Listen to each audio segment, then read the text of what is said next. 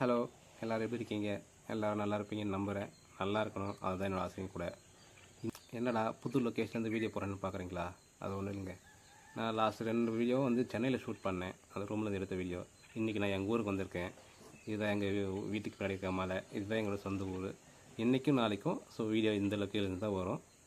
இந்தியாவில் பிறந்து அமெரிக்காவில் வாழ்ந்துட்டு வந்த ஒரு ஃபேமிலி குடும்பத்தோடு எரிஞ்சு இறந்து போயிருக்காங்க. அவங்களுக்கு என்ன நடந்துச்சு, எப்படி நடந்துச்சு தெளிவாக சொல்கிறேன் வாங்க. பல கனவுகளோடு தூங்கிட்டு இருந்த அந்த குடும்பம், அந்த கனவாகவே போயிடுச்சு. குஜராத் மாநிலம் கேடா மாவட்டத்தில் நாடியாத் அப்படின்ற ஒரு ஊரில் வாழ்ந்துட்டு வந்ததான் இந்த ஹிதேஷ் பாய் சுதார். ஒரு ஃபேமிலின்னு பார்த்தீங்கன்னா அவரோட ஒய்ஃப் ஈனாபென், அப்புறம் இஷாலினி அப்படின்ற ஒரு பொண்ணு இருக்காங்க. அவங்களோட வயசு வந்து பார்த்தீங்கன்னாக்கா 19 ஆகுது. இந்த நேரத்தில் தான் ஹிதேஷ் பாய் சுதாருக்கு அமெரிக்காவில் ஓஹியோ மாகாணத்தில் இருக்க ஊஸ்டர் அப்படின்ற ஒரு ஹோட்டலில் வேலை கிடைக்கிது. இதெல்லாம் அவர் என்ன பண்ணுறாரு பார்த்தீங்கன்னா, தன்னுடைய ஃபேமிலி எங்கேயே தனியாக விட்டு போக முடியாது அப்படின்ற ஒரு சுச்சுவேஷனில் தன்னுடைய ஃபேமிலியும் கூப்பிட்டு அமெரிக்காவுக்கு போனார். அப்படி கூட்டிகிட்டு போனவர் என்ன பண்ணுறாரு பார்த்தீங்கன்னா, தான் தங்கி வேலை செஞ்ச அதே ஹோட்டலையே தன்னுடைய ஃபேமிலியையும் தங்க வைக்கிறாரு. அமெரிக்காவுக்கு போனதுக்கப்புறம் எல்லாரும் ஒவ்வொரு வேலைக்கு போக ஆரம்பிச்சிருக்காங்க.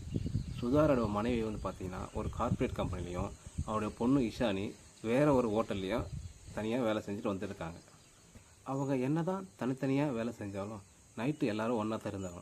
அப்படி ஒன்றா இருக்கும்போது தான் எதிர்பாராமல் எல்லாரோட உயிரும் பிரிஞ்சிருக்கு.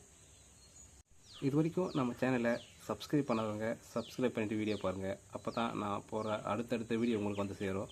அப்படி அடுத்தடுத்து வந்து சேர்கிற வீடியோவை நீங்கள் பார்த்து நம்ம சேனலுக்கு சப்போர்ட் பண்ணுங்கள். உங்களுடைய ஆதரவும் உங்களோட சப்போர்ட்டும் நம்ம புதுசாக தொடங்கிற இந்த சேனலுக்கு எப்போவுமே தேவைப்படும். ஸோ அதனால் கொஞ்சம் சப்போர்ட் பண்ணுங்கள். அவங்க எப்படி இறந்தாங்கன்னு பார்த்தீங்கன்னா, அவங்க தங்கியிருந்த ஹோட்டல் விடியக்கால வாக்கில் எதிர்பாராதமாக தீ பிடிச்சி எரியுது. அந்த தீ மலை எல்லா ஃப்ளோருக்கும் பரவுது. அப்படி பரவும்போது சுதார் ஃபேமிலி தங்கியிருந்த அந்த ரூமுக்கும் தீ பரவுது. அவங்க என்னாச்சு ஏதாச்சுன்னு கண் முழிச்சு பார்க்குறதுக்குள்ளே அந்த ரூம் ஃபுல்லாக தீ பரவிடுச்சு. அப்படி தீ பரவும்போது அந்த கருப்பு புகை அந்த ஹோட்டலையே மறைச்சிருச்சு.